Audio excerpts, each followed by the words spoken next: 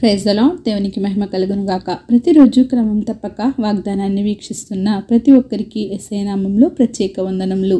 Subscribe చేసుకుని అనేక మందికి షేర్ చేసి దేవుని మాటల ద్వారా బలపరచండి. ఈ దినమునకై ఏర్పాటు చేయబడిన దేవుని వాగ్దానము. 1 యోహాను పత్రిక 1 అధ్యాయము 7వ వచనము. యేసు రక్తము ప్రతి పాపము నుండి మనలను పవిత్రులనుగా చేయును. The blood of Jesus Christ, his son, cleansed us from all sin. ఈ లోకంలో ఒక్కొక్క వ్యాధికి ఒక్కొక్క వైద్యుడు. ఏ అవయవానికి ఆ వైద్యుడు ఆ యొక్క మందు వాడమని చెప్తేనే, ఆ మందును వాడితేనే ఆ రోగికి ఆ వ్యాధి నయమవుతుంది. గుండెకి సంబంధించిన వైద్యుడు గుండెకు సంబంధించిన మాత్రలు మాత్రమే ఇవ్వాలి. అవి వాడితేనే ఆ రోగికి దాని నుండి నయమవుతుంది. మరి మానవునికి ఒక ప్రత్యేకమైన రోగం అనేది ఉంటుంది. అది కూడా ఒక్కొక్కరికి ఒక్కో రకమైన రోగము, అదే పాపము. ఈ పాపము అనే వ్యాధికి పరమ వైద్యుడు మన యేసయ్య గారు. ఆ పరమ వైద్యుడు ఇచ్చే గొప్ప అద్భుతమైన మందు ఆయన పవిత్ర రక్తమే. పాపముతో నిండి ఉన్న నీవు ఆయన రక్తంలో కడుగబడితే నీవు శుద్ధుడవు, పవిత్రుడవు, పాపరహితుడవు అవుతావు. ఏ వ్యాధికి తగిన మందు ఆ వ్యాధి కలవాడు మాత్రమే వేసుకోవాలి.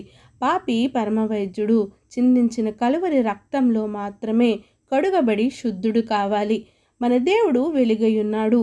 ఆయన యందు చీకటి ఎంత మాత్రమును లేదు. పాపములో ఉన్నవారు అపవాది సంబంధులు, చీకటి సంబంధులు. ఇలాంటి వారికి మన దేవుని దగ్గర చోటు లేదు. నీలో ఉన్న పాపము చిన్నదే కావచ్చు, పెద్దదే కావచ్చు, అది యేసు రక్తములో కడుగబడాలి.